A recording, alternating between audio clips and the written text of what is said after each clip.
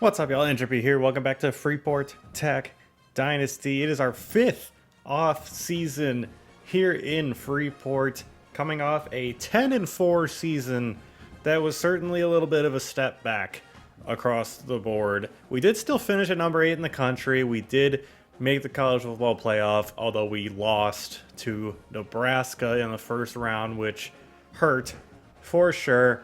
It felt like we finally had a chance to get over the hump. Although at the same time, really, this team, it just felt like a bit of a step back across the board. I kind of mentioned it at the end of the last episode. Going from Haas Haney to AJ Maddox, going from Christian Clark to Bo Jackson and a couple freshmen, and Duke Clark as well, don't forget him. Going from Jelani Watkins to Tristan Glass being our number one receiver. And then defensively as well, we lost guys like Derek Simmons, who were a huge part of our pass rush and the reason our defense was productive. And still lacking in a few positions, of course. The O-line still kind of figuring it out, although I do think we have some good pieces along the O-line at the moment. The defensive backfield, we're still trying to kind of get together as well. Going to be some turnover there this offseason. So yeah, there's a lot of holes on this team, a lot of things we're still trying to figure out. I do think the quarterback position would be a great position for us to try to address, but unfortunately, it's all kind of luck of the draw based on who's out there in the transfer portal at all, and then if we can even get one of the freshmen we have on our board currently. So one of the high school recruits, I should say. So it's a weird... the quarterback spot is one I would like to improve, but I just don't know how we're going to be able to do it. And then a lot of other positions. We have some high school recruits that we really like committed, so we'll get to that in the recruiting portion. But I did want to start by just going over the stats. I don't think we did this last season, and I would like to do it. So AJ Maddox, who only played in 10 games this year, of course, battled injury, season-ending injury at that way it ended up being, even though we could have potentially come back. Had a 60% completion mark for 1,700 yards, 21 touchdowns to 10 picks. That's not too bad. About a 2-to-1 touchdown-to-pick ratio. And then Emmanuel Hook, who ended up taking over the starting role after the Maddox injury, had a 66% completions for about 1,000 yards, but 10 touchdowns and 7 picks. Was a little more turnover-prone than Maddox was. Still more touchdowns than interceptions, but still not ideal.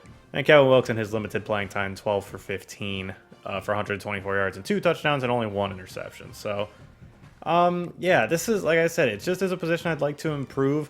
Honestly, one of Hook or Wilkes is likely going to be our starter next year, the way it's looking at this very moment. But, of course, we do have an offseason to go. Still rushing, Bo Jackson eclipsed 1,000 yards, had 1,125 and 16 touchdowns. That's crazy. He was our goal line back, being 6', 223, kind of built for it. And averaged 7.8 per carry. Trevor Stump ended up being our second leading rusher, which makes sense. He had the third down role.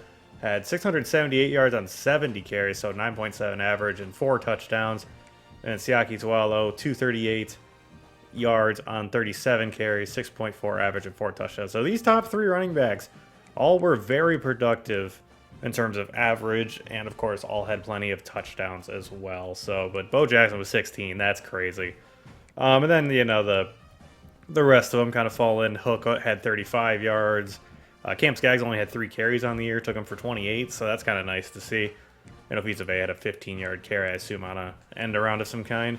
Receiving, Ofisa Bay had a leading receiver, also in receptions by a wide margin, but in yards by a slimmer margin with 732. Had 10 touchdowns to his name as well on 57 catches. Tristan Glass, 29 catches, 626 yards, and 6 touchdowns.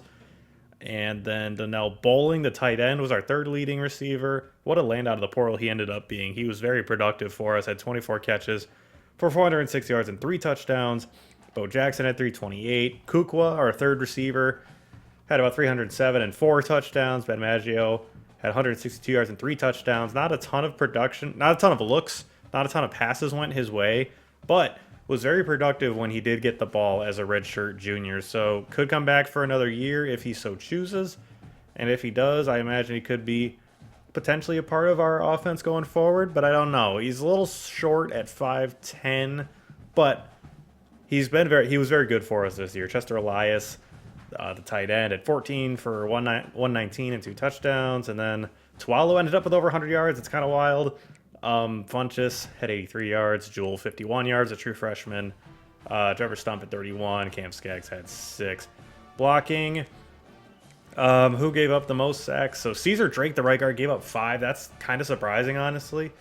And then Keenan Sexton had 3. So these are the 2 of the pieces I'm more optimistic about on our offensive line moving forward. And they gave up the most sacks on the year. Sean Herman, who also got injured in, I believe, our final game of the year. Maybe it was the conference championship game. I don't remember. I don't think he missed significant time, though, outside of the game he got hurt in. Esposito gave up a sack, even though he only played 76 snaps, and Tim Whiteheart gave up a sack as well. So, pretty good production from the O-line on the whole, but there's going to be some turnover on the O-line, that is for sure. Defensively, Taj Carrion led the way with 89 tackles on the season, Ray Pepper with 87, Paul Freeney with 82, Sebastian Thompson with 71, Jaden Lewis with 70, Dwayne Chin with 67, Kamar Shamel with 61, on the way down. And then Jordan Crawford with 49, William McQueen with 41. TFL leaders, Jordan Crawford led the way with 26 TFLs, William McQueen with 25. How about that? Our D-line, super productive. Javier Cherry with 20 of his own. And Xavier Candy, who also suffered a season-ending injury alongside A.J. Maddox. Dwayne Chin with 17, Taj Carrion with 16. So lots of production from our front 7. Sack numbers, Javier Cherry led the way with 10.5 and Jordan Crawford with 10. These two were an absolute force up the middle, really kind of like a Mason Graham and Kenny Grant type of thing, like on the national champion Michigan team from 2023. These two were kind of like that. They stuffed the run and they made plays in the pass rushing game. They led the way in sacks. So shout out to these two, man, for coming over for the 1 year. These two guys were part of the reason I had optimism for this season, despite, feeling not as good about other position groups. I'm like, if we have these two monsters up the middle of our defensive line, surely that can carry our defense to an extent. And they were both very productive, but unfortunately they can only do so much. Xavier Candy had 9 sacks, William McQueen with 8.5. So nice to see him show up in a big way for us as a true sophomore. We expect big things out of him down the road. Interception leaders, it was a 2-way tie between Paul Freeney and Jaden Lewis. I would not have guessed Jaden Lewis would be up there, but it makes sense. Paul Freeney is. All he did was produce ever since he set foot on campus. Never really got much better than he sits right there at a 78 overall with boosts, with like the tactician boosts and whatnot. He gets up to like an 81 maybe, but never did improve much beyond this point, and yet just made plays. So Paul Freeney was an incredible player for us. Jaden Lewis, a transfer, 1-year guy, had 3. And then Ray Pepper, John Merrill, the true freshman safety, with 2. Sebastian Thompson also had 2, and Kwamari Shimwell had 2 as well. So those 4 guys all got involved as well. And Taj Carrion with an interception of his own. We had 2 defensive touchdowns, Ray Pepper and John Merrill each with 1. I believe, if I remember correctly, they were both in the same game as well. I don't remember who it was against, but I do remember a game where we had a couple pick sixes, so that's wild. Pepper had 5 deflections, Jaden Lewis, Kamar Shamel with 4 apiece, Thompson and Carrion with 3 apiece, Merrill and Chin with 2 apiece, Paul Freeney with 1. I would like to see these numbers a little higher. I would like to see our defensive backfield just, get in the way of more passes. Just because I felt like there were a lot of games, especially against those like higher tier quarterbacks, where they would just go off for like 90% completions. I would like to see us break that up a little better, for sure. Forced fumbles, Xavier Kennedy with 2, and then Jaden Lewis, Shemwell, Dwayne Chin, Jordan Crawford, William McQueen, Chester Kafka, each with 1. Fumble recoveries, Javier Cherry had 2, Crawford, Kafka, and Freeney each had 1. Did we block any kicks? I don't think so. We did not. And then we did have 2 safeties on the year, 1 forced by Jordan Crawford and 1 by Philly McQueen. So defense did a darn good job stuffing the stat sheet, even though on the whole I do think this defense has some room to grow. Kicking, Terrell, 10 for 12 on the year. Obviously not perfect, but was overall pretty dependable. Made all of his extra points as well. Does it say what distances he missed from. So it looks like made, attempted. Okay, so he missed one from 29 to 39 yards, which is a little surprising. I don't remember that one off the top of my head. I'm sure at least one of you does. And then missed one from 50 plus as well. I think that one I do remember a little more. So, but we still like Terrell. We feel good about him on the whole. Punting Terrence Reinbold we expect back unless he decides to transfer because of brand exposure, which would still be weird for a punter to do, but whatever. Was very dependable for us. Kick returns. Kukwa led the way with 670 yards. Trevor Stump with 466. And Kukwa was the guy that got 2 touchdowns. So how about that? Not the blazer of the two, but was overall very dependable in the kick return game. And I thought Braylon Toja did a fine job in punt return duty as well. Aside from the one game when he muffed the punt, that was very frustrating. But averaged about 10 yards per return, 298 on the season. Didn't return any for a touchdown, but I do think Toja may have potentially found his role unless we find another receiver who's better at it or something like that. So that does it for the stats. There's definitely some things that I feel good about and some things that, like I said, I just feel like we have room to grow. But without further ado, let's get the offseason started. We have 7 players that are looking to potentially transfer out. So Ben McClure, the Sam linebacker, redshirt sophomore because of playing time. Ian Hugo, the quarterback, who we convinced to stay last offseason due to playing time. Jaden Funchess, the receiver, due to pro potential. Adrian Corcoran, the Mike linebacker, due to playing style. Larry Sarow, the corner, due to playing time. Felix Harden, the quarterback, who we just got last season. He spent 1 year here and is already threatening to transfer due to playing time. It would suck to lose him. I do really like him. And then Stephen Merrick, the Mike linebacker, due to playing style. We get 10 persuasions, so we might as well try it on all these guys. I guess we'll start with McClure. He has not been persuaded. Of these quarterbacks, I would prefer to keep Harden just because he's younger. Very low chance to persuade. We'll see. He has not been persuaded. Harden is going to go. Might as well try and keep Hugo, I guess. He decided to stay again, so it's 2 off seasons we've managed to keep Ian Hugo around. Jaden Funchess, let's just see if we can get him to stay. He has decided to stay. Very nice. Our receiver room could certainly use the help. Adrian Corcoran, the linebacker, has not been persuaded. He's out. Larry Sarow, the corner, medium chance, our best chance to persuade. And it doesn't matter. He is not coming back. That sucks. And lastly, Stephen Merrick, the Mike linebacker, has not been persuaded. So we convinced Ian Hugo, the quarterback, and Jaden Funchess, the receiver, to stay. But Ben McClure, Adrian Corcoran, Larry Sarow, Felix Harden, and Stephen Merrick are all going to transfer out. That especially sucks with Harden, man. I was just talking about how the quarterback room, I feel like, could use improvement. And, like, he's only a 71 overall and an impact dev. I get that. But he was a guy that we really liked on the recruiting trail, and we were very fortunate his recruitment ended up being pretty simple for us. I guess 84 throw power really isn't that great, and his accuracies could use some work, but is what it is. He doesn't want to fight for playing time, I guess, which is very common with quarterbacks in particular in this game, I guess, but still sucks. Anyway, on to the guys who are seniors. Paul Freeney, graduating, the strong safety. Mentioned him before. He has done nothing but make plays despite his athletic limitations. He's not very fast at all for a safety, but came in and was just a player for us, man. He was great. He's going to be greatly missed. Granted, we do have William Byard waiting in the wings ready to take over. Miguel Esposito never ended up being a starter, but was a perfect swing tackle type to just come in when someone was injured and generally did a good job.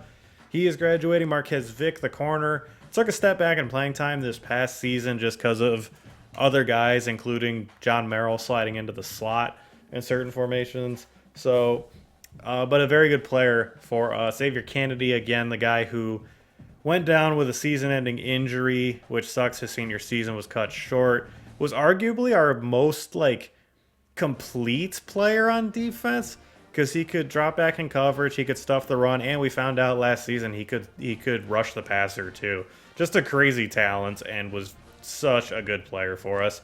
Dante Korn, the guard, started at left guard for us and was solid and dependable. He will be missed. Eric LeCount, the tight end, took a step back this year to third string. Unfortunately, never really developed any speed, being a gritty possession type. Just wasn't in the cards for him, but was still solid. Chester Kafka, I mean, is there a guy who made more impact with less plays than Kafka did?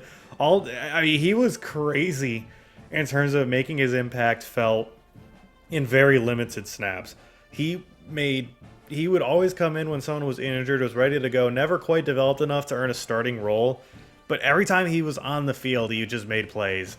What a player, man. Corbin Ostergaard, another guy who just didn't see the field much this past year due to just other linebackers kind of taking over.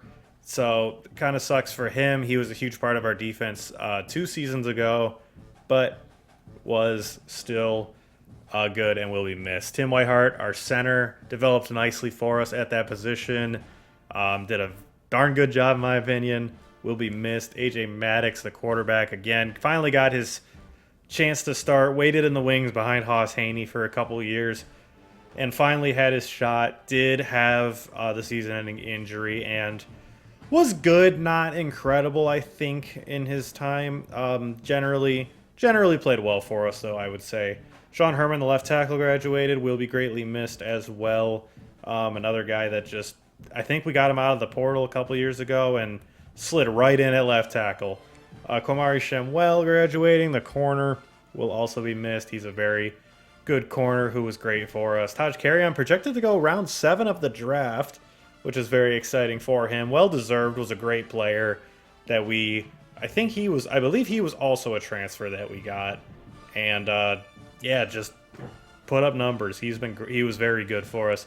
Tristan Glass, the tall speedster wide receiver, set to graduate as well. Was a very good next to Jelani Watkins 2 seasons ago, and then again as the primary outside receiver with Ofisa Vea continuing to play out of the slot. Sebastian Thompson, we just got him as kind of a plug-and-play for 1 year at free safety, which allowed John Merrill some flexibility to play in the slot a little bit with his coverage ability. And yeah, Thompson can fly, man. He was a heck of a player. Did quite a bit in his 1 season here. Jordan Crawford, the defensive tackle, who we talked about plenty earlier, projected to go round 2 in the draft, so that's awesome for him. What's to be said? What's there left to say about him that hasn't been said already? Was a dominant force up the middle. I think was even more consistent in terms of his impact game to game than his counterpart, Javier Cherry. But both of them were incredible players, and it's going to be tough to replace them. Bo Jackson was a great kind of starter for a year to give the freshmen chances to kind of get acclimated to the college game. Might try and get another Bo Jackson type in the portal, but we'll have to see kind of how many hours we have and who's out there and stuff like that.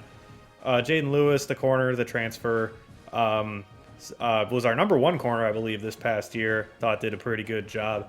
And Javier Cherry, the other defensive tackle alongside Crawford, projected to go round 1. How about that? Love to see it. West Bloomfield, Michigan man himself, very cool. And I just say very cool because I'm from Michigan. And yeah, projected to be our highest drafted Marlin in this year's draft. So very exciting for him. Again, him and Crawford are going to be so difficult to replace. We have plenty of guys waiting in the wings, and hopefully they're ready to step up because these are not going to be easy players to replace. So that is it for the players that are leaving, both in the transfer portal and just graduating or going to the NFL draft. We'll see if any of these other guys that are graduating sneak into the 7th round. It does happen from time to time, but right now it looks like we only have 3 projected draftees, and unfortunately we are losing. Of all the guys that we're losing, Felix Harden's definitely the one that hurts the most, just because he was a 4-star quarterback that we kind of lucked into a recruitment where no one else is going after him, and probably could have fought for a spot if he developed nicely this offseason, but wasn't in the cards, unfortunately, and decided he wanted to transfer out. Losing Soro hurts too, just because of the medium persuasion chance, and he's also young, only a sophomore. But retaining Hugo is going to help our quarterback room depth, just to have more bodies there. And keeping Jaden Funchess around is also great because, as we've kind of established, wide receiver recruiting has gone poorly for me this season. So that's it for the guys that are leaving, and I believe next up is week 1 of recruiting. So this is always the craziest part of the offseason. Couple updates before getting started. Akeem Naki, the wide receiver, we are in a recruiting battle with UCLA. Whoops. So that is interesting. I wouldn't say I'm optimistic about this, but oh well, it's kind of cool, I guess. Oregon also involved, but obviously cut out now. And BJ Cobbs also reached his top 8 and cut us out. That's fine. We weren't really going after him anyway. As expected, we did have the 3 guys get drafted. Javier Cherry and went round 1. Jordan Crawford went round 2. And Taj Carrion got taken round 5. He was expected to go, what, round 7, I think it said on the previous thing. So very exciting for him. And yeah, shout out to these 3 Marlins who will be seeing time in the NFL next season. Week 1 of off-season recruiting here. Let's start by taking a look at the transfers I added to the board. So this is a weird year for transfers. Remember last off-season I should say, we had like crazy amount of guys interested. Guys at every position, at least one top guy at every position was interested, including the #1 player in the portal, Levi Colon, who went on to win the Heisman Trophy. Yeah, I'm still annoyed about it. But this year it was different. There's only like a handful of guys interested in transferring to Freeport again this time around. So I just added the guys that I liked and scouted a few guys. We'll get to all that in a second. But a lot of hours are going towards high school recruits as well. So this offseason is going to be a little different, not as portal heavy. Elijah Vigil, the 4-star bump and run corner, a sophomore as well, so 2 years of eligibility left. 6'2", 183, the #5 player in the portal. Looks very intriguing. 88 speed, 96 acceleration, 99 change of direction, 94 agility, 91 man coverage, only 74 zone, but 86 press, 89 catching. This dude looks like he'll be a problem on the outside. So a very interesting cornerback prospect here who obviously we offered a scholarship and sent the house on it. We are interested, or he's interested in us. We are his top school. So that's awesome. By far the best player in the portal interested in us off rip. Javier Rubio, I don't need a safety, but we only have, if we take a look at our free safety room, we've only got 2 right now between Merrill and Addison. So adding a 3rd one is a smart idea. And Rubio, we are 2nd on his board, 2nd to Texas, which will make things difficult. But look at this dude, 94 speed, 98 acceleration, 90 change direction, 96 agility, 73 man, 88 zone. So fantastic center field safety, 76 catching as well, and 74 tackling. Like to see all that. 78 awareness as well, so should have a pretty quick response time to what he sees from deep safety spot. And yeah, if we got him, it would again provide us with some flexibility. I think I would prefer to start Merrill, although it might depend on what Rubio looks like as a transfer. So if we were to get him, but again, it might be tough to land him. Corin Willie, I'm just trying to get another running back, so I added him to the board. No running backs were interested in us at all, so I just kind of picked him. He's the 27th ranked guy in the portal. 5'11", 166, so a small guy, but look at this dude. 97 speed, 99 acceleration, 92 change of direction, 88 juke, 78 spin, 92 vision, 74 catching, so decent in the passing game as well. Plenty of abilities, including Platinum Shifty. And yeah, dude, he looks insane. He's going to be hard to land. We're going to have to get lucky and get into his top group, but if we do, look out, man. This dude could be a problem. He's a transfer from Oregon, so he's kind of like a DeAnthony Thomas type almost. Just like a blazer. Not big at all, only 166 pounds, but like good luck catching him type of guy. You may recognize this guy, Timmy Way, the quarterback who we opted to recruit Felix Harden over because Harden was more attainable. Timmy finds himself in the transfer portal. Now, we're not a top school for him, but no quarterbacks were interested in us, at all. I looked, there were none. But we are familiar with Timmy. We know him already. We recruited him before, and yeah, man, we could decide to go after him, which is super cool. So, 6'4", 205, pure runner archetype, was a 4-star recruit as a freshman, finds himself as a 3-star recruit as a transfer, but would come in with 3 years of eligibility. Now, his deal breaker being playing style is not ideal, given that we're sitting at a C for that at the moment. But we know all about this guy already, so threw him a scholarship, threw 50 hours into him, and we'll see if we can get into the race. Could be an interesting, could be a very interesting situation should we land him. Sam Dallas, a receiver interested in us, 6'1", 210 contested specialist, a little small.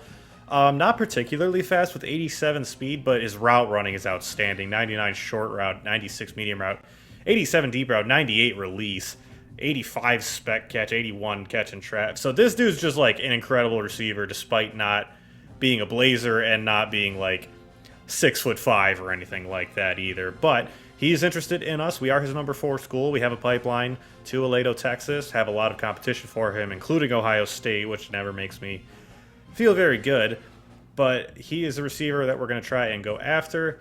Bernard Nix, a tackle. We are not in his top group. 6'7", 326 from Salt Lake City, Utah. Well-rounded sophomore transfer.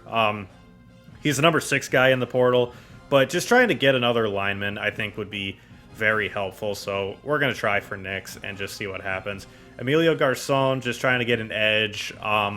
He's a junior, so he's a 1-year guy. 6'6", 250. Pure power type from Washington, Maryland. Not in his top group, as is the case with a lot of these guys. Coco Ramsey, on the other hand, Will linebacker that has us as his top school, sitting at 6'5", 229 from South Jordan, Utah initially. Signal caller archetype, which usually they can kind of be a blend of thumper and lurker, so definitely kind of an archetype that I like to find personally. And we're his top school, so we'll see how this one goes. As you know, trying to improve our linebacker rooms quite a bit. Speaking of linebacker rooms, Manny Morant, from Novi, Michigan initially, 6 foot, 213 sophomore transfer. Again, just trying to improve our linebacker room a little bit. It needs some depth for sure. So those are the transfer names to know. Now for the other guys that we've got the hours into, let's go through it. So obviously Gabe Hepburn, we're in a recruiting battle with Kansas State, who we've been trying to chase down. We're getting him in for the visit this week. So we'll see if we can get lucky and maybe we can snag him right from underneath Kansas State this week. Obviously, we already know Frederick Harper's committed. Another visitor is none other than Finau O, who Georgia Tech is very close to getting a commitment for. Number 6 player in the entire country coming out of high school. You know him, and we need him. We need to try and get this guy if we can, so we're going to go for it. Akeem Nagy, I'm choosing to kind of bow out. 5'10", 168. He just isn't, like, as insanely talented as Finau O, obviously, and I didn't want to have both of them visit week 1, so I opted to bring in O, even though our odds of landing are probably a little lower. But, you know, if UCLA for some reason doesn't really try it for him, maybe we double back and try it, but I think UCLA is going to snag a commitment from him here really soon. Nolan Wimbley, going to keep trying to get him, obviously. Pitt and Nebraska still chasing us, but the 4-star gem gadget type who we discovered late in the cycle looks very good, and we're going to try and land him. Whoops, that was the wrong button. Tight end, nothing there. Kevin Tyree is also going to visit, which should help give Gabe Hepburn a boost as well. And then, of course, Finau O giving him a boost as well, and O and Tyree will also receive boosts for visiting alongside Hepburn. So kind of coordinating visits as best I can. Don Mers, not bringing him in for a visit, but it looks like we may be very close to a commitment anyway, so hopefully we can land him. Bernard Nix, we talked about. Gregory Garfield, going to keep trying to land him, the guard. There were no interior offensive line prospects in the portal that were even, like, worthwhile that hadn't locked us out. Like, obviously, Bernard Nix, we were not locked out of him. He's a number 6 player in the portal, number 1 at his position. But, yeah, the interior guy is not interested in coming here, so Garfield is our only guard target, and it might be now even more important that we are able to get him.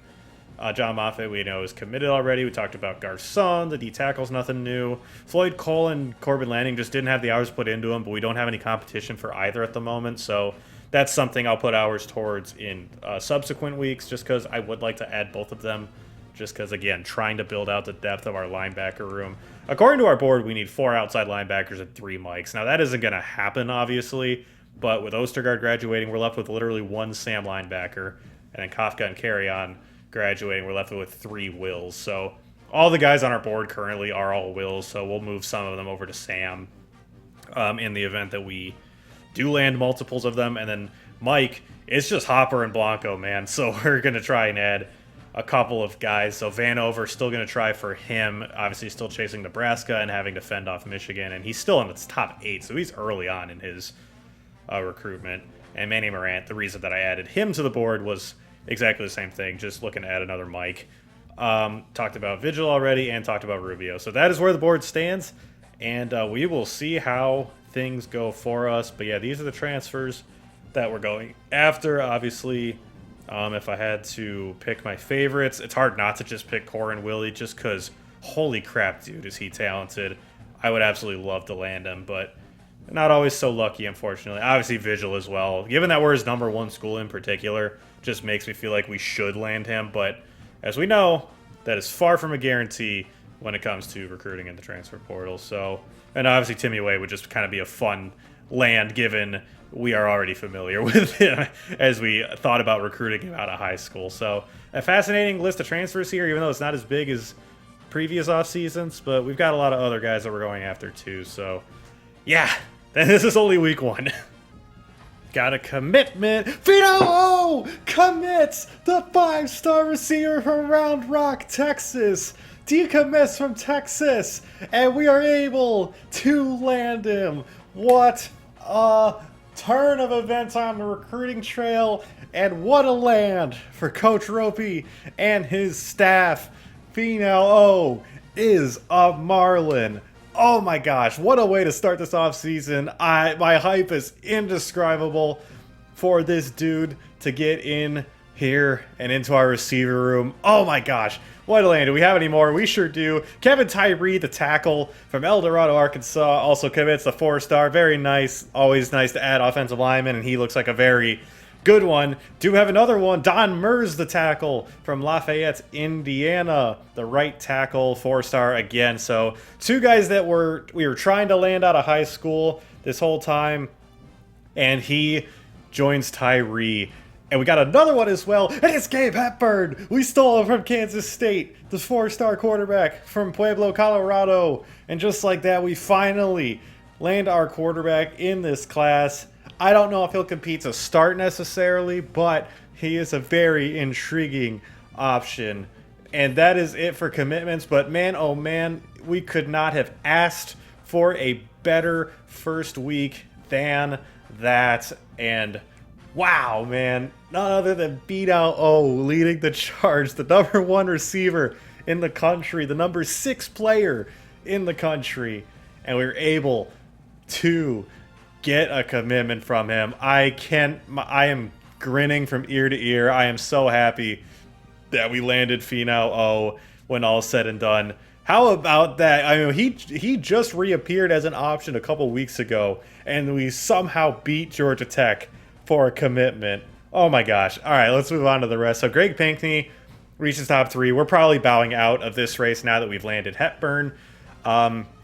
Elijah Vigil reaches top 5. We do still sit in his #1 spot, so that's good. Javier Rubio reaches top 5, but Texas, as you can see, gaining a lot of influence. Not exactly surprising. Sam Dallas reaches top 5. We jump up to #2. Very nice. Coco Ramsey reaches top 5. We also sit #1 for him. Oregon, hot on our tail. Baylor, Florida State, BYU also involved. Corin Willie reaches his top 8. Boise State leading the charge alongside Oklahoma State, Illinois, and Kansas State. So, well, we did get into his top group, so that's awesome. So we'll see if we could somehow manage to get involved there, or get involved and steal him. Timmy Way reaches top 8, and we are #1 for him. No one else offered him a scholarship, so another quarterback could potentially be on the board for us here. And that's nice. It'd be very nice to land him too. Bernard Nix reaches top 8. We sit at #4 behind Oregon, UCLA, and USC. Emilio Garcon, we do get into his top group, but wow, look at the influence that Bama and Nebraska are getting. That's insane.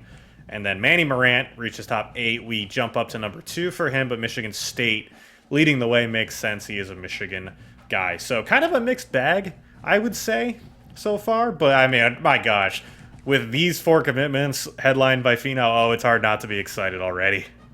All right, week 2, I have hours left over, but honestly, I just can't really figure out what to do with them, so I'm just gonna kind of let it ride. it is what it is, you know. We just don't need to use them. I don't think. Obviously, I could max out my board with 35 targets, but I looked around and honestly, I don't think there's a whole lot else out there. I did add one guy to the board. We'll get to him in a second. But Timmy Way, as we saw, up to number 1 on his board. No one else has even offered him scholarships. That's very exciting. I would like to run away with this recruitment if possible. Be awesome. Corin Willie, still trying to get in, it looks like we're going to be in his top 5. Hopefully Baylor doesn't pass us. But catching up to these other schools might prove difficult. We'll have to see. Receivers, Hakeem Nagy, I'm opting out of. UCLA's getting him in for a visit. He's going to commit, so he's off the board. Nolan Wimbley, still haven't quite decided what to do in terms of when to get him in for a visit yet. He's currently set, or rather, like, I'm thinking about, like, I have the hours I could put the hours into him. I can't have him visit week 2 because week 2 I filled up with visitors. We'll see who they are in a brief moment. But ideally, I'd like to get him in for a visit. The problem is I just don't know if I should do it for next week or the week after. Sam Dallas set to visit this week. I had room for it. Plus, I have gotten screwed by this in the past. It says when they're a junior transfer, if you have them visit week 4, and you have their hard sell be playing time, their playing time becomes an F because they're an incoming senior, essentially.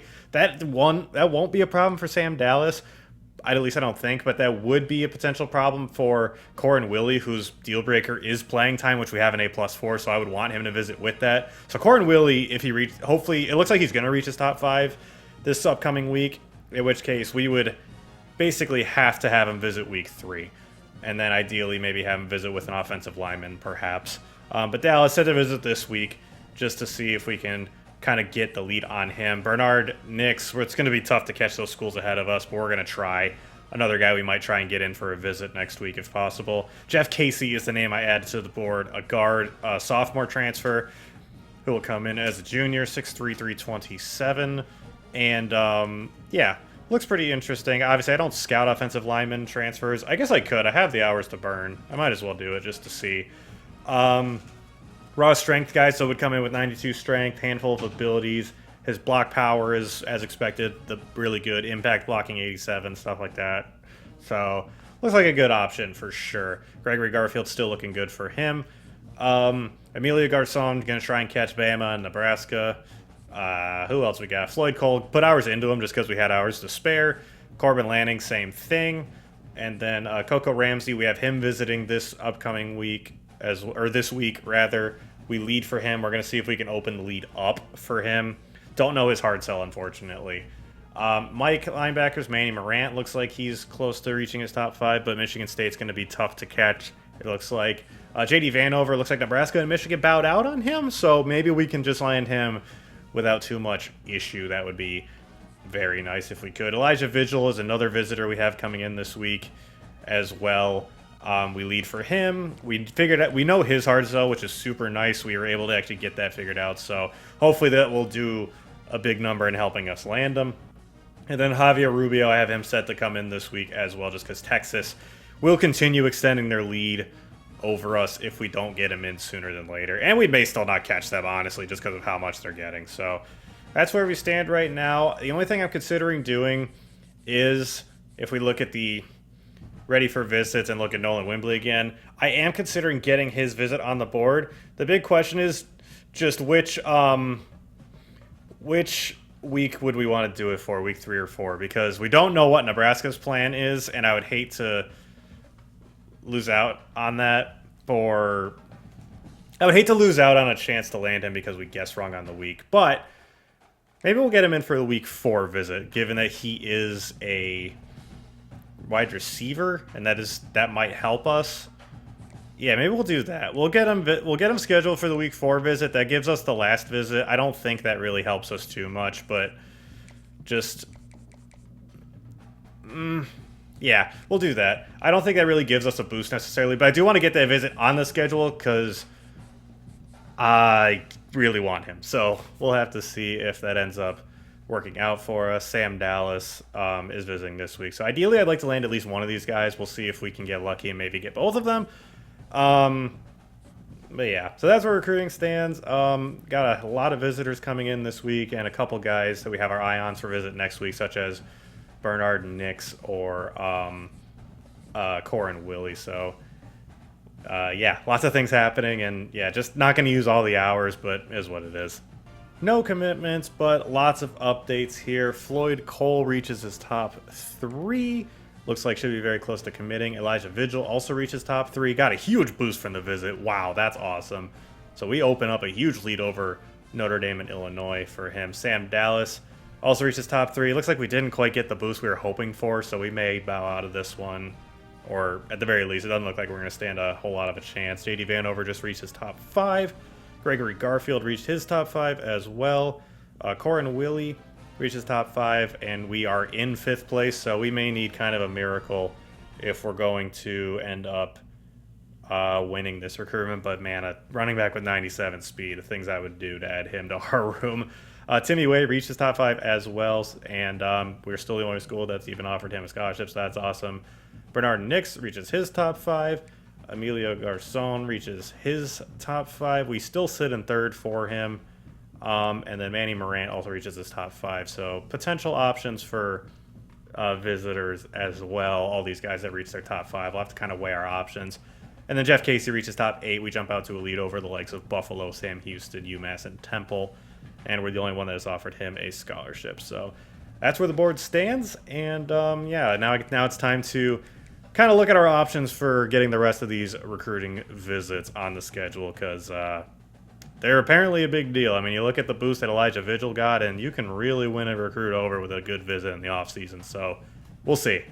Week 3 of offseason recruiting. Timmy Way, as we saw, things are going well. I have him coming in week 4 to pair with Nolan Wimbley on the visit, since they will give each other a boost for that. So doesn't look like we have a whole lot of competition for him. Corin Willie set to visit this week, and I've got him visiting alongside 2 offensive linemen, Bernard Nix, the tackle, and Gregory Garfield, the guard. So hopefully we get a nice boost. Unfortunately, don't know anything about his ideal pitch. I mean, all we know is playing time, but nothing else. So very unfortunate situation there, but hopefully this visit can be a big enough boost for us in his recruitment. Nolan Wimbley, Nebraska, is getting involved with a visit this week, so hopefully that doesn't go too well, and we can get him in for the visit week 4. Sam Dallas, as we saw, looks like Georgia Tech still has the lead for him, but I don't know. I'm just keeping the points into him because why not? But not looking great at the moment. Bernard Nix reached his top 5. We're sitting at 4, and we have him coming in for the visit alongside the running back. Gregory Garfield set to visit as well. No competition for him. Jeff Casey, we jump up to his top spot. No competition for him either. Emilio Garcon is gonna set up to visit week 4, so we'll see how that goes over with him. Don't know anything about his hard sell, unfortunately, so not looking great in that department. But maybe the visit will go well enough. Who knows? As long as we don't get locked out. Floyd Cole, close to a commitment. Corbin Lanning, very close to a commitment. Coco Ramsey, we do still hold the lead, but Oregon is really pushing, and we got him in for the visit already. So if Oregon gets him in for week 4 visit, we could really be in trouble in that recruitment. Manny Morant, got him coming in week 4, so we had extra slots open week 4 because we only had Wimbley and Way on the schedule. JD Vanover still doing well for him as well. Elijah Vigil set to getting close to committing. Hopefully does commit this week. That'd be awesome. Definitely one of our top portal targets right now. It's probably either him or stupid fast running back Corin Willie. So there's that. And then the free safety Javier Rubio. We did gain some ground on Texas. Have his hard sell locked in now. Maybe that'll be enough, but this one is going to be very close, to say the least. So, yeah, that's where recruiting stands, and we've only got one more week of this ahead, so I don't know how much there will be to do in the week 4 week, just because we might just kind of see where we are with a few guys. Like Brian McGraw, rather, I still have on the board in case things go south with the outside linebacker we got on here, Coco Ramsey, because I just feel like we need to add him. And similar thing with Ben Stanford. I still have him on the board in case things go south with Manny Morant as we try and chase down Michigan State for him. So still a few things that could kind of move around in this final week, but we'll see how it goes. The big thing this week is this Corin Willie visit. Can we get a big enough boost from the visit that we can jump ahead of all these teams and maybe even land a commitment from him in the next week? I would absolutely love to land him, so I am praying that is the case and we do end up getting him. Commitment time. Corbin landing the Will linebacker to 3-star from Pearland, Texas. Commits to Freeport, staying in his home state. And it's hard to blame him, as he may have plenty of opportunity to see the field given the state of our linebacker core. We got another one, and it's Elijah Vigil, the 4-star transfer from Camden, New Jersey, who commits to Freeport. Awesome. One of our top targets on the portal board, number 5 overall in the class, I believe. What a land. Just awesome. And that is it for commitments, at least. We'll have a look at the rest of that list there and see where we stand with many other targets. So those two committed. Javier Rubio, we're in a recruiting battle with Texas, and I can't imagine we're going to win that one. Sam Dallas, we actually passed Georgia Tech. Fascinating. Did not see that coming. So, sick. Awesome. Coco Ramsey in a recruiting battle with Oregon, but Oregon did pass us, so not feeling great there. Nolan Wimbley is visiting this week. Nebraska did jump us, but we do have the advantage of getting the last visit. And then Timmy Way also visiting this week. Oh, Emilio Garzon locked us out. We did not get into his top 3. Oklahoma actually jumped us out of nowhere. So that sucks. And then Manny Morant is visiting this week as well. And we did pass Michigan State for him, so maybe we could, in fact, get a commitment from him this final week. And Jeff Casey also reaches top 5 fresh off the visit. So no updates on the running back, so I'm a little concerned there. We'll have to see where we stand with him. Final week of recruiting, and here is where things stand. So Timmy Way still looking good for him. Corin Willie, so this is what I was talking about. These transfer juniors that come in with 1 year of eligibility. The final week of the offseason, they suddenly have F playing time because the game interprets them as being seniors, even though, like, they do still have a year coming in. So I can't do anything with the hours I have into him anyway. I don't really know what his hard sell is still, so it doesn't really help anyway. I might have a guess what it is. But, so this is kind of a weird situation we find ourselves. So we'll see what he ends up doing. Kansas State has him coming in for a visit, so that has me a little worried, but maybe we'll get lucky and Corin Willie will still, in fact, commit to Freeport. If he now owes a Marlin, I can't freaking believe it. So Nolan Wimbley, as we saw, Nebraska jumped us. We got him in for this final visit alongside Timmy Way, which would give him a boost. Sam Dallas, we jumped Georgia Tech, but they have him coming in for a visit, so they could very easily jump us right back. It's basically just the exact same thing that happened here with Wimbley that is happening with Dallas too, except inverted in that we're the team that's ahead. Bernard Nix got a nice boost from the visit. However, we were not good enough to jump Oregon, so I took a guess at his hard sell. It's 1 of 2. I picked the ones with better grades, and we'll see if that can be enough to land him. Jeff Casey just reached his top 5. Gregory Garfield got a very big boost from the visit, but we had him visit more so to help us out with the Willie visit and recruitment. As we saw that edge transfer we were going after, who's honestly, I forgot his name already. As soon as someone gets removed from my board, they're like dead to me. So I honestly don't remember what his name was already. But so Mitch Petonio will be our lone edge signee, which sucks a little bit, but it is okay. We already have Viliami Queen with ideally 2 more years. I guess depending on how much he develops, he could conceivably leave after his junior year. Hopefully not the case for our sake. Let's see what else here. So same thing with Coco Ramsey, same exact thing. So his deal breaker is playing time, and he has us locked out now. Now Oregon is ahead of us. They were able to jump us last week, so I don't know how to feel about this recruitment, but I guess we'll see. Similar to Willie, we'll see. Landing committed. So with Coco Ramsey looking it's looking pessimistic for him. I did decide to just put 50 hours into McGraw just to get another outside linebacker in the class. Floyd Cole should commit as well. JD Vanover, Nebraska suddenly back in the mix again, so we're trying to hold them off. Manny Morant, we did jump Michigan State. Andy's visiting this week, so hopefully that helps us. Land a commitment from him would be a good land for us. Elijah Vigil committed. As we saw, Javier Rubio. Texas passed us for him, or is still ahead of us for him, I should say, and we're now in a recruiting battle, so not looking good, but I'm just going to leave the hours into him because why not, I guess. So that is it for the final week here. Should I just like grab another safety out of the portal just to literally just to have a guy, because we only have 2 free safeties for this upcoming season?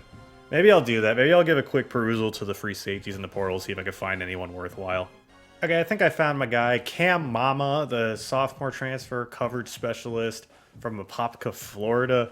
He's the number 9 safety, free safety in the portal, 237 in the country, so decently regarded. Obviously, Javier Rubio's a top 25 guy in the portal, but Cam Mama looks promising as well. 70 awareness, 91 speed, 90 acceleration, 89 change direction, 87 agility, 73 man, 82 zone, free safety, so zone coverage means a little more to me. They typically don't rotate down to man coverage. 77 catching, 73 tackling. Comes in with bronze robber, bronze winning time as well, so a handful of abilities. So yeah, Mama is the other free safety that I add to the board, just to add one, and we'll see if we can land a commitment here from him in this final week of the offseason. But that's it for recruiting, and we'll sim on ahead and see which guys we do in fact end up landing. First commitment, and it's Floyd Cole, the 3-star will linebacker from Zebulon, Georgia. A target of ours for quite a while. Wasn't exactly the highest priority guy, but still, we need bodies in our linebacker room badly, as I've said a million times. So he is very welcome to us. Manny Morant, the Mike linebacker, 3-star from Novi, Michigan, also commits. Another very good land for us. Could definitely use his services, as our Mike room is just depleted completely. JD Vanover, the Mike linebacker, 3-star from Miami, Florida, also commits. Awesome.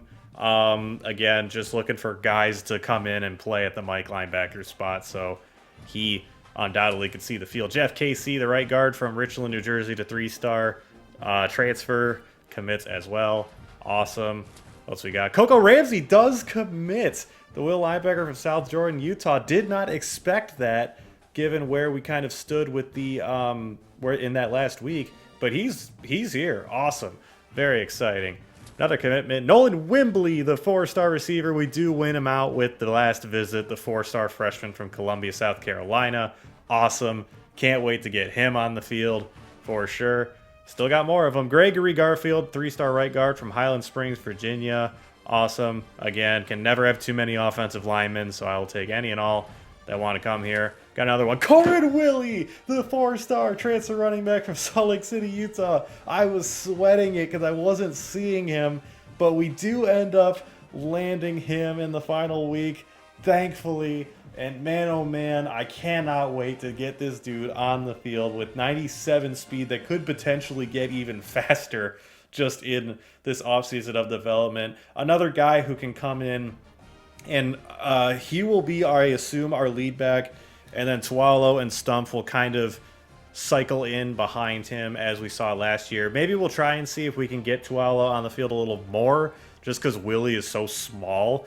But, oh my gosh, I can't wait to get this dude on the field in his 97-plus speed. We still got more of them coming. And Timmy Way does commit, the 3-star transfer from Fort Lauderdale, Florida. We, of course, know him as the 4-star true freshman that we opted not to go after. But if I remember correctly, I believe he was an elite dev. So we'll see what all these dudes' dev traits are in for signing day. But welcome to the team, Timmy. It wasn't the way we expected to land you, but we did end up landing you. And they're still coming. Brian McGraw, the will linebacker, who we decided to go after because things were looking so bad for Coco, does end up committing anyway. So cool. 3-star from Peoria, Arizona. Still got more of them coming too. And Cam Mama as well, the 3-star free safety transfer, does commit from Apopka, Florida. So it does pay off to add another free safety to the board. And it looks like we lost out on a few guys. So that's always unfortunate when that happens. We do level up as well, so we'll have 10 coach credits to use as well. It looks like only 2 guys on the board here that could be threatening to transfer going into the season. Obviously, things can change. But it looks like Bernard Nix opted to go to UCLA of all teams. Not the school I expected, because I believe Oregon was the one ahead of us, but oh well. And then Sam Dallas does, in fact, go to Georgia Tech. I'm not seeing the other free safety here, so I wonder what happened to him. We'll have to kind of take a look here. So National Signing Day. We'll look at all our guys in a second, but what happened with... Oh, Javi Rubio did commit to Texas. They just didn't feel the need to tell us for some reason. So that's kind of interesting. He is a star dev as well and has 2 years of eligibility, so hurts to lose him, but whatever, is what it is. Anyway, on to the guys that we did actually sign. We'll start at the top as we always do. So Gabe Hepburn, the quarterback, is only a normal dev. Not going to lie, a little bit disappointing, but comes in with 93 throw power, so that's nice, and maybe he can develop some speed and some deep accuracy along the way. Timmy Way is, in fact, an elite dev. I did remember that correctly, so he will, because he's a transfer, get the offseason development. So we'll see how much he improves in the one-off season with that elite dev trait. Corbin Willie is also an elite dev. Oh, let's go, baby. So this dude could get even better this offseason. I cannot wait for this dude to get on campus. Oh my gosh, with the platinum shifty ability as well. Oh yeah, this dude's gonna be awesome. Receiver boy Finau is an elite dev. I mean, are we even surprised, man? 5-star receiver, #1 in the class, and has elite dev. This dude is gonna be so good, and I promise he will be seeing the field right away, without a doubt. Nolan Wembley, an impact dev. Interesting. I am actually interested to see. I see position changes is this week. I might screw around and see what he looks like as a quarterback, honestly.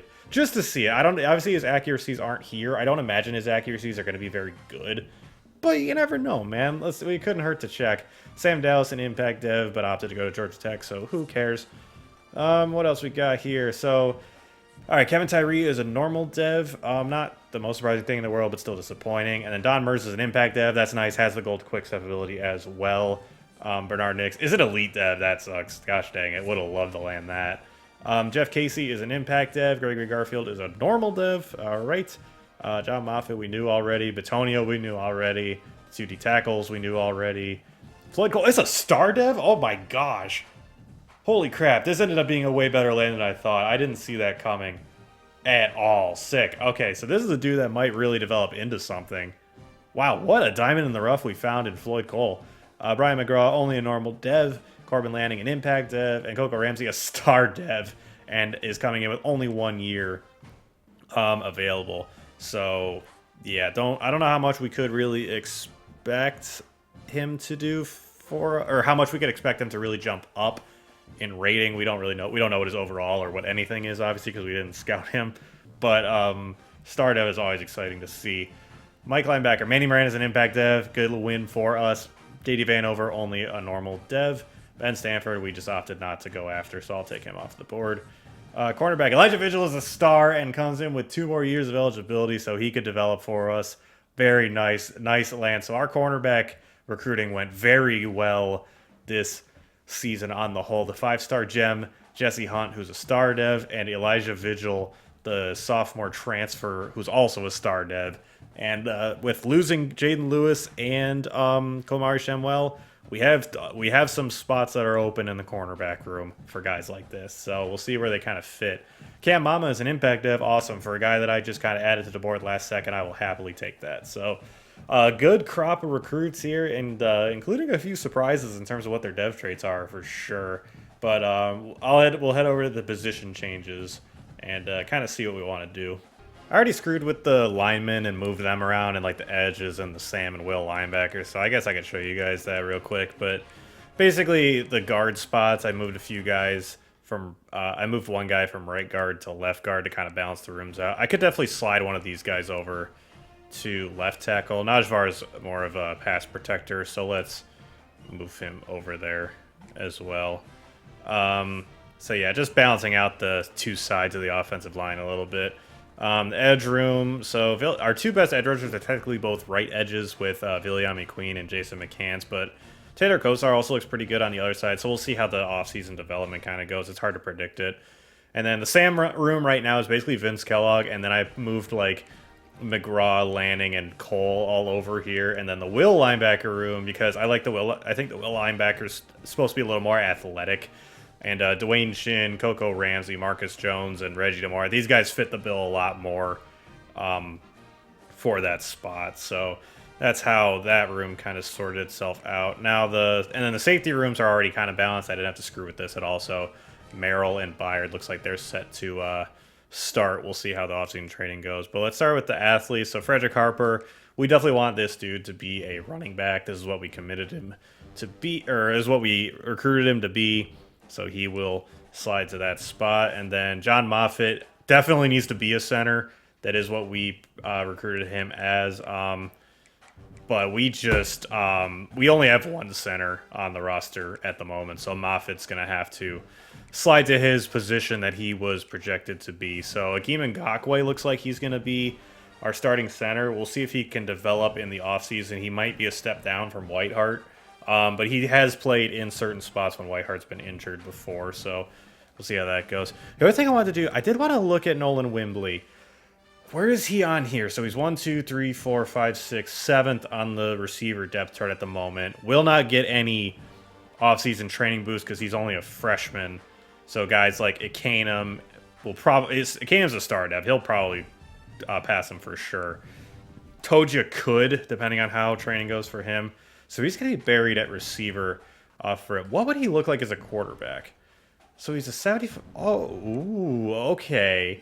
So he's a 75 overall gadget receiver, or he could be a 79 overall pure runner quarterback. What are his... Okay, 91 throw power, 73 awareness is nice. Okay, so his accuracies are not very good. 64 accuracy short, 65 accuracy mid, 74 accuracy deep, 71 throw on the run. We know he's got, what, like 91 speed, I think? I think I'm going to try it. I'm going to move Wimbley to the quarterback room. So that leaves us still with 9 receivers. So we have plenty of receiver depth as it is. We'll have to try and recruit some because we know Vea's a senior and Maggio is a senior as well. So we're losing 2 of them next season at least. That's in assuming some guys don't transfer out. But now Wimbley, before preseason training, slides in as our number 4 quarterback behind Kevin Wilkes, Emmanuel Hook, and Ian Hugo, who one of those 3 will probably be our starter, and then Wimbley and Hepburn, the 2 true freshmen, will not be starting with any boosts from offseason training. And then we'll see how Timmy Way develops as well. He's going to be fascinating given that he is an elite dev. So, yeah, our quarterback room is interesting. I still don't know if we have like a stud here out of any of these guys. I mean, Wilkes and Hook are pretty high overall, but we kind of saw both of them last year. Hook was solid in place of Maddox, but man, he turned the ball over quite a few times in some spots he shouldn't have. So, yeah, but Wembley, we're going to throw him in the quarterback room and kind of see how he can develop for us. I think this could be interesting. On to training results, and Kevin Wilkes is up to a 90 overall, 88 overall, but with the boost, he's up to a 90. 95 throw power, 88 accuracy, 86 medium accuracy, 86 deep. I'm kind of comparing him to Emmanuel Hook, who's up to an 85 overall. Didn't quite get the boost we would have liked, but did get +2 to his speed, which is cool. But Wilkes is much better at throw on the run, throw under pressure, break sack. Carrying is much higher. Ball carrier vision as well. Juke and not spin move, but okay. I see the vision with Wilkes. Maybe he is the guy we end up trying to start out with, and then Hook can back him up. I don't know. We got decisions to make for sure. Ian Hugo didn't get much better at all. He's honestly a guy, he's tried to transfer on us twice. I think at this point it wouldn't hurt us if he did. And then Timmy Way did develop quite a bit, got +5, the biggest jump of anyone in the room. Went up to 89 speed.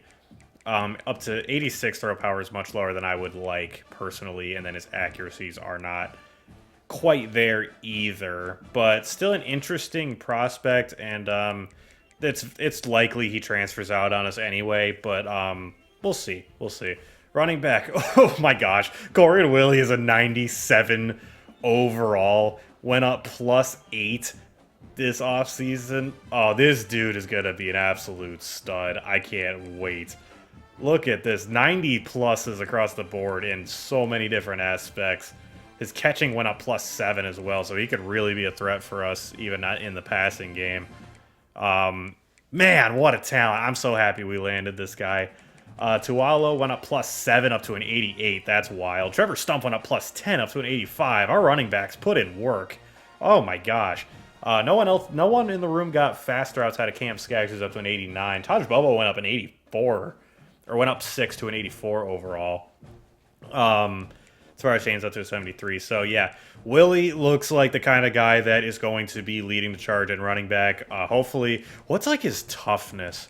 Because I think that's the thing that affects how like often they get injured, or maybe it's like the length of injury. So his toughness is an 85, which is good. His injuries in 93s. Tualo actually went up in both of those, up to a 93 toughness, 98 injury, which you would hope so for a power back for sure, or a contact seeker rather. But yeah, power back. Also gained 4 pounds of muscle.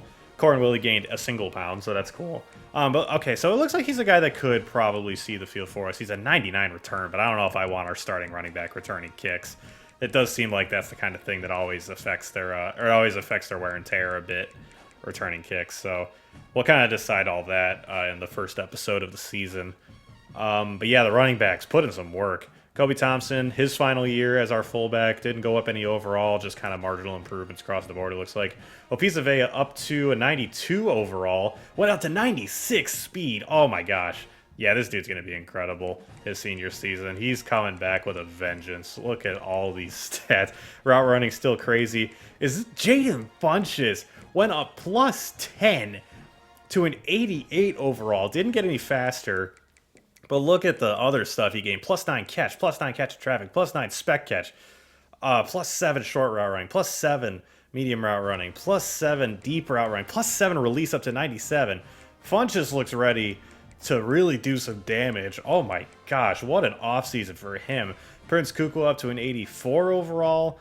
We still like him, obviously. His catch in traffic isn't as good. Route running still good, though. Release isn't great. He might see a backseat, honestly. I might consider putting Finau O above him in the depth chart just because of how talented he is. Nathan Akana went up a +9. Okay, yeah, I'm really glad that we moved Wembley to quarterback because Wembley would be buried on this depth chart. Akana gained +3 to his speed as well. This is a great candidate for like a second slot receiver. I'm assuming I'm going to want Ovea to operate out of the slot again. And Akana could be the other guy that operates out of the slot. Putting in the work. Oh my gosh, he went up a lot of points in a lot of different attributes. Xavier Jewell up to an 82 overall. Nice. Ben Maggio, poor guy, kind of got buried. Only got +1, so he's likely not going to see the field much in his final season. Maybe we should have let him transfer. Braylon Tojo went up +6. How about that? Only a normal dev. But again, really put in some effort this offseason to improving himself. A major thrasher who some of you may have even forgot we had on the team is up to a 73 overall, but didn't threaten the transfer or anything, so he's sticking around. Has some size, which not a lot of our receivers in this room do. I mean, we've only got a handful of receivers that are over like 6 foot, so like half of them it looks like. So maybe not as few as I thought. I'm really pumped about Jaden Funches getting up to that rating. Donnell Bowling went up +5 to an 86 overall. Chester Elias up to an 82. LaMichael Stovall up to 75, LaMarcus Sash up to a 73, and Cordell Shorter up to a 71. So our tight end room is going to be solid for this year, but these top 2 guys are graduating, so we're going to have to be ready to kind of revamp a little bit. Obviously, we have the true freshman guy that we got as well, who isn't showing up here. Tyron Davis up to an 83. Looks like he may start at left tackle for us. Has waited his turn. He's a senior, so still not 300 pounds, though. That concerns me a little bit, not going to lie. Josh Najvar went up +2 to a 73. Cedric Major up to +1 to a 71. Jeff Casey went up +4. Looks like he could be in line to start over Anthony Blizzard, actually, at left guard. Has a lot more abilities than Blizzard. Blizzard has not developed any abilities at all. Hashim Joy, a guy we're excited about, a redshirt freshman, up to a 75 overall, and then Ray James behind him up to a 69 overall. Akeem Ngakwe only got +2, but did improve +10 at some athleticism attributes here between the agility, change of direction, awareness up to an 83. That's good. Lead blocking up to an 86. Wow. +10 up to an 86. So he's in line to start. He like I said, he might be a little bit of a step down from Whiteheart, but I trust him. Right guard, Caesar Drake up to a 91 overall in his senior season. Awesome. Alonso Gage only up to an 81. So he likely will not be starting his senior season. Josh Sabri up to 75. Damian Pitts up to 71. Keenan Sexton up to a 90 overall. Awesome as he gets ready for his junior season. And then Theo Johnson, the 5-star tackle that we recruited last season, who is unfortunately only a normal dev, got +1, is up to 76. So he's not exactly like buried necessarily, but he's going to need Sexton to graduate before he sees much time. Taylor Kosar +5 to an 84. How about that? James Gillikin +9 up to an 82. The redshirt freshman edge that we got last cycle. And Isaiah Creer +3 up to an 80. So the edge rusher is looking good. Viliami Queen up to a 90 overall. 88 speed. Got a couple abilities as well. And +4 to power move. Yeah, he is going to be so disruptive off the edge this season. Jason McCants up to an 83. So how does he compare with Kosar? So Kosar's an 84. I'll have to compare the two of them directly to decide who's going to start opposite Viliami. But yeah, Viliami has developed as nicely as we could have hoped for. Hopefully he doesn't leave us for the draft after this upcoming season. And then James Couch, the redshirt freshman, up +5 to an 81 overall. So our edge room is looking deep. We have a lot of guys that could see the field for us. It could potentially see the field for us. Emmett Corner looks like he's going to start his senior season up to an 84 overall. Keyshawn Aurora up to an 83. Jimmy Ruiz up to an 82. The redshirt freshman. Very excited about him, as he also got an ability. So did Aurora, and Jimmy Ruiz is such a huge guy, 341 pounds. Gosh dang. Vince Kellogg got some speed. That's awesome. Up to an 86 overall. Star dev, so we would hope that he would develop nicely for us. But yeah, I imagine we're going to see him quite a bit here in his junior season. 6'5", 239, added 5 pounds of muscle. Manny Morant up to an 83 overall, so he could probably see a considerable amount of playing time at Mike this year. Connor Hopper developed up to a 78 overall. I forgot how high overall he was. That's kind of wild, actually. Coco Ramsey up to a 90. He is now our top will linebacker, ahead of the likes of Marcus Jones, who actually jumped Dwayne Chin. I did not see that coming. Dwayne Chin started ahead of Marcus Jones all last season, but Marcus Jones got +5. Dwayne Chin only got +1, despite them both having the same star dev trait. So a very interesting development here in the will room here. And then Reggie DeMorak got +3 up to an 80 overall. So we don't have a ton of guys at the linebacker spots, but they're all quality players, which is very encouraging. Elijah Vigil got +3 up to a 92 overall. Let's go. He's going to be our #1 corner. Rocking the #2 jersey, it looks like. Did he steal that from Ray Pepper? Okay, we have 2 corners wearing #2. I'm going to have to do something about that. Kevin Caudill up to an 84 overall. Looks like he could potentially start opposite Vigil. Let's kind of see. I also wouldn't mind throwing Pepper out there, honestly, given how good he's been. He has platinum robber. That's kind of wild. Femi Umana, the transfer we got last offseason, up to an 83. Quincy Tobin, +4 up to a 76. And Ty Smoot up to a 73. So a lot of names here. Obviously, Jesse Hunt is the big name. We'll see where he kind of slides in on this depth chart. John Merrill, +5 overall, 286. He has 99 speed, and he is only a sophomore. Oh, this dude is going to be a menace on the back end. Cam Mama looks very capable of playing as well, up to 83 speed. So Merrill, jeez, oh Pete, dude.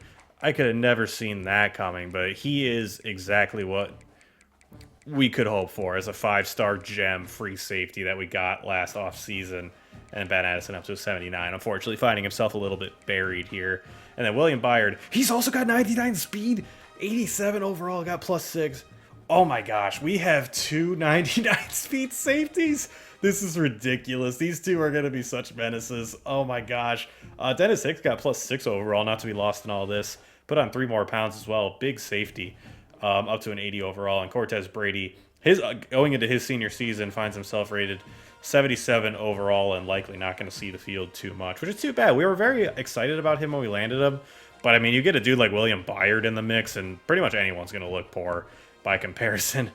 Terrell did not get any improvements at power or accuracy, but was dependable, so I'm not too worried about it.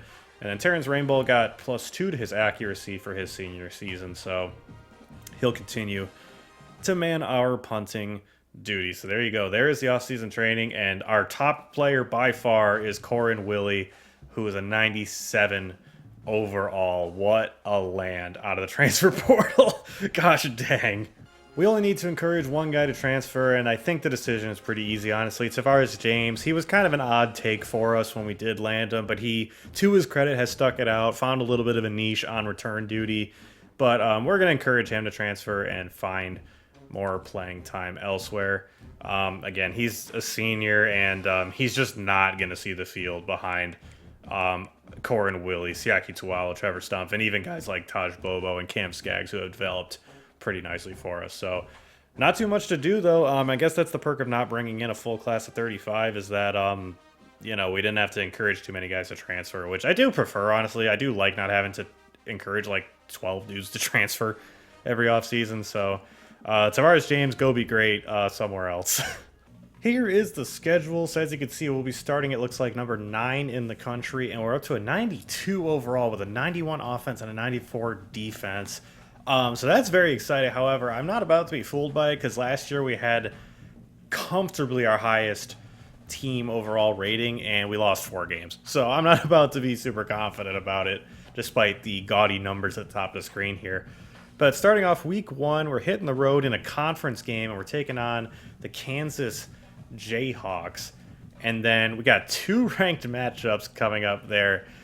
Just because of the nature of the conference, I guess, there's not a lot of ranked opponents on our schedule in Big 12 play. So I added a number of currently ranked opponents as our non-conference games. So we got Pitt coming to Freeport, which is just, I need to settle a score with Pitt, man. They have been a thorn in our side on the recruiting trail. They stole Monty Marvin from us. They either did steal or tried to steal somebody else as well. So I'm sick of Pitt, man. So we're gonna take them on. They're gonna come to town and see if we can knock some sense into them. It'd be fascinating if Monty Marvin for some reason was starting for them, although I don't foresee that. Now we're hitting the road to take on the number 11 ranked Iowa Hawkeyes at Kinnick Stadium. As a Big Ten fan, I know I've mentioned it before on this channel, but I've seen so many seasons die at Kinnick. It's one of the toughest places to play in the country, in my humble opinion, and it's going to be a fascinating game for us. We'll kind of see if we're up to the task. And then we come back home and restart conference play against West Virginia. Week 5 bye week at Utah and home against BYU. So we're back to backing the Utah teams again. Then go at Cincinnati, at Colorado, home against Arizona State week 11 after a week 10 bye, at Texas Tech. So we've got back-to-back 2 teams that have kind of been annoyances for us. Arizona State beating us in the conference championship game 2 seasons ago, and Texas Tech beating us twice last year, including in the Big 12 championship game.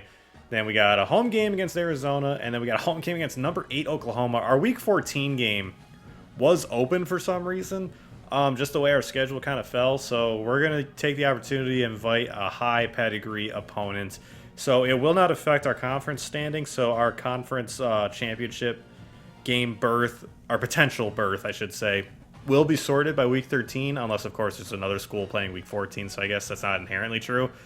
But Oklahoma is going to be a big-time matchup for us, and we'll see if we can beat them, man. So we got 1 SEC opponent, 1 Big Ten opponent, 1 ACC opponent on our schedule as our non-conference games, and then the 9-game conference schedule. So there you go. Okay, got our first run of high school recruits. I don't remember which. We have a new offensive coordinator in now, and so I don't really know how which guys I only have to use 20 hours to scout fully versus 30. So I'm probably gonna have hours left over at the end of this. So I'm just gonna run through the guys I added so far, and then kind of based on what I'm seeing, find other guys to add to the board. Another weird, kind of like the transfer portal, there just weren't a ton of guys interested off rip, especially at certain positions. Like there were some positions I just kind of had to add guys to the board and just hope we could get into the top group. So let's start off with Rocco Scruggs, the 4-star dual threat quarterback from Owasso, Oklahoma. Let's scout him and see what he looks like. We only need 20 hours to scout him. Looks okay. 88 throw power, 79 short accuracy, 80 medium, 67 deep. 79 speed's not great for a dual threat, so that's a little disappointing.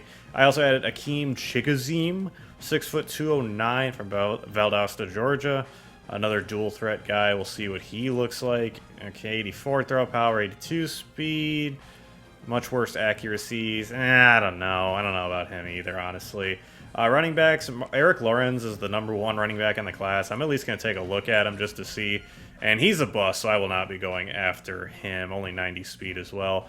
Manuel Kerr, 3-star from Jacksonville, Texas. I thought maybe we could get a nice pipeline boost, but his other schools he's considering are all from right in this area too. So we'll scout him, see what he looks like. 92 speed, very good. 90 acceleration, 82 juke, a couple mental abilities. Okay, I kind of like what I see. A little low on the awareness.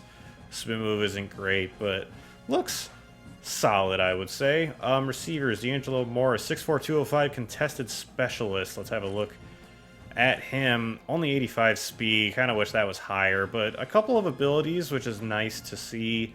His route running is pretty solid across the board. Not great, but solid. 82 catching traffic. Wish that was a little higher. Devontae Flint, physical route runner, 6'1", 208 from only Maryland. 86 speed. Not great at that size. Couple abilities. Route running similarly looks good. Spectacular catch, 89. Catching traffic, 83. It's kind of wild considering his catching is only 74. So kind of comparable to Morris, but Morris is, 3 inches taller than him, I guess. Although Flint's a little more refined as a route runner. And then KJ Harris, 6'4", 204.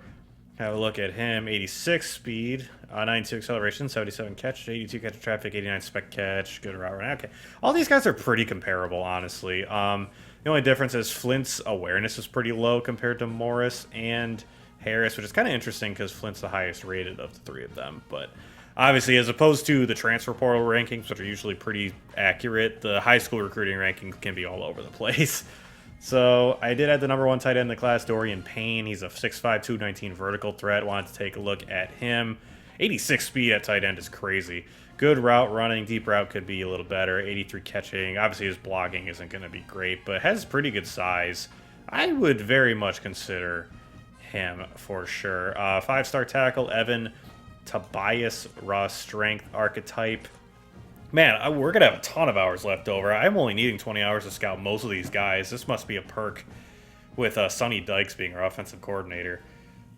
Looks pretty well-rounded, honestly. Obviously, his finesse is a little low, but looks like he was good at run blocking and pass blocking. 91 strength as well. He's a 5-star, so you'd expect that. Might have to try and get into that race. Zach DeBeer, pass protector archetype, 6'6", 320. No abilities, but as expected, his pass blocking looks great. Run blocking leaves a bit to be desired. Interesting prospect for sure. No gems yet, kind of interestingly. A couple guards, again, just like I was saying, a lot of these positions, like, if you go through and just look at these guys, like, none of these dudes are interested in us at all, and it's because the only guys interested in us at most of these positions just are like in the 2000s in terms of like ranking. So like we had to just add guys, and I'm just gonna have to hope I can get into some of these races if we really like a guy. Sean Durham, well-rounded guard, 6'3", 324. Looks well-rounded. I actually kind of like that. Looks pretty good at everything. I really like that. I might consider going after him. Sal Krause is a boss, so I won't be going after him. Tommy Cush, raw strength center, 6'3", 324. Huge human being. Strength is 90. Finesse leaves a bit to be desired, but if he's a center and can just get off the line and fire and move people, I'm kind of okay with his finesse maybe not being great off rip. Looking at the edge rushers, Alex Mays. So edge rushers, there were actually good ones interested in us, Alex Mays and Devin Popek, so we'll scout the both of them and see what they look like. So finally some guys that require 30 hours, and Alex Mays is a bust, awesome, so won't be going after him.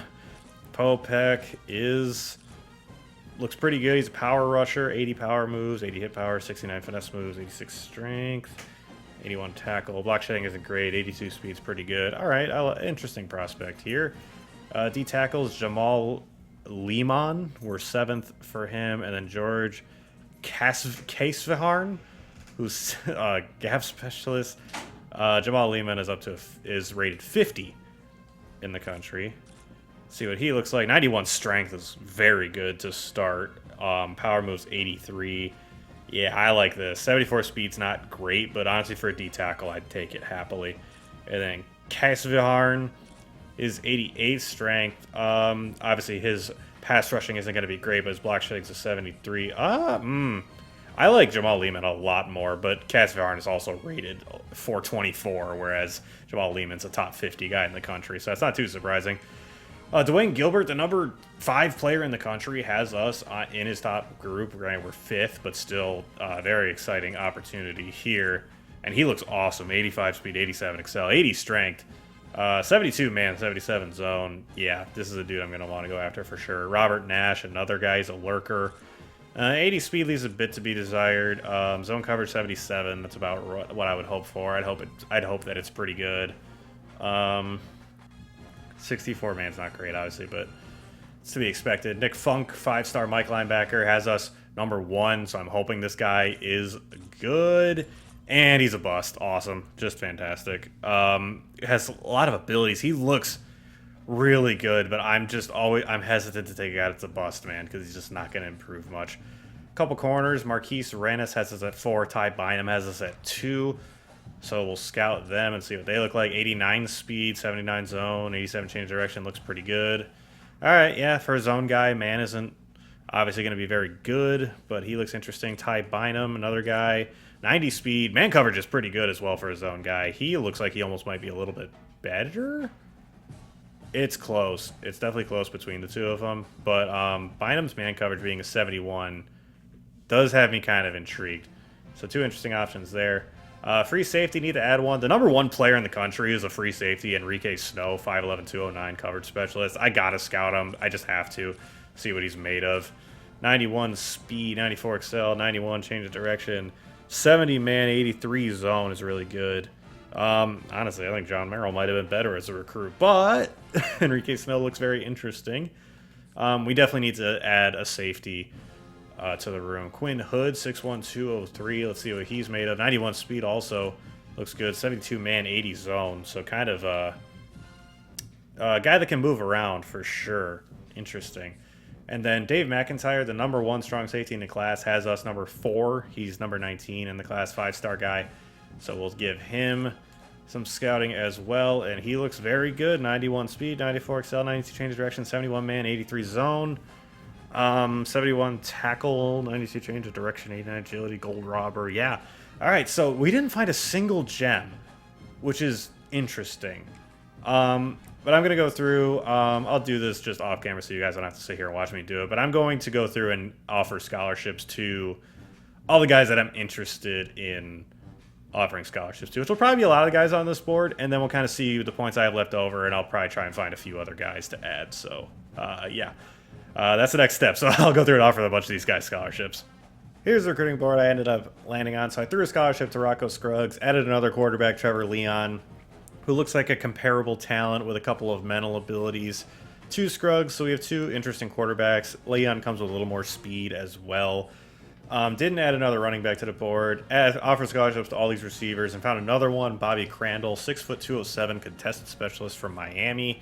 89 speed, bronze 50-50, good route running, at least in short yard situations. 89 spec catch, 81 catching, 80 catching traffic. So it looks very good. These are 4 intriguing options at receiver. I'll have to kind of pick and choose which ones I want to prioritize. And it might depend on how the board kind of falls going into week 1. Offered a scholarship to Dorian Payne, the tight end.